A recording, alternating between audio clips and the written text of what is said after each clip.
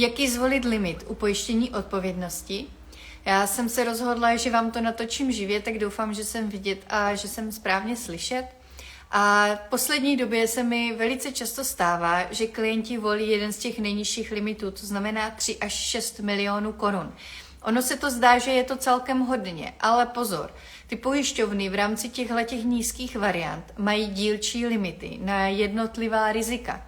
Takže třeba, když dítě rozbije telefon, tak tam může mít limit maximálně plnění 3000.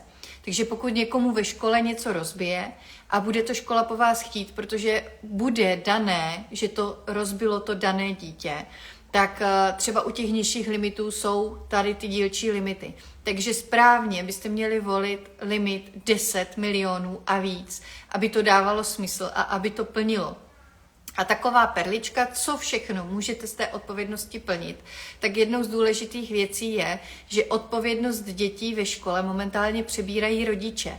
To znamená, že dřív veškeré zranění, které byly způsobené ve škole, se hradilo ze školní pojistky, ale teď, když už víme, že to zranění třeba způsobilo jiné dítě, tak se hradí, nebo náklady na tu úhradu toho odškodnění jdou za rodiči. Takže to se hradí tady z té odpovědnostní pojistky a proto to má smysl.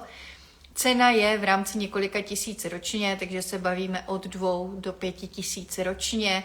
Je to na celou rodinu, záleží v jaké to je pojišťovně a jaký jste si zvolili limit a případně i územní rozsah, protože to může být Česká republika, Evropa nebo svět. Zase je tam rozdíl i v ceně, i v pojišťovnách. A určitě pro tu školu to doporučuju, jinak jsou to na věci rozbité mimo místo pojištění, jsou v tom všichni členové domácnosti a může to být rozbitý telefon, může to být rozbitý tablet, může to být rozbitá televize, nebo třeba rozbité okno na autě, poškrábané okno na autě.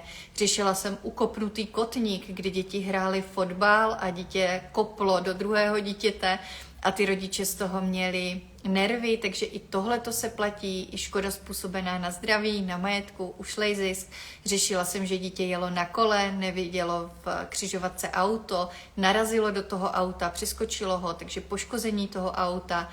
Všechno tohleto se platí z odpovědnostní pojistky.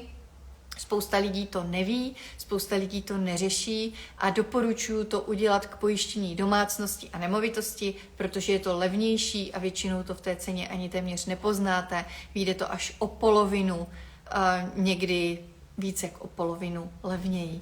Takže mějte pojištění odpovědnosti, hlavně pokud máte děti a pokud jste akční, ať se vám zbytečně nekutálí peníze pryč. Budu se těšit zase příště.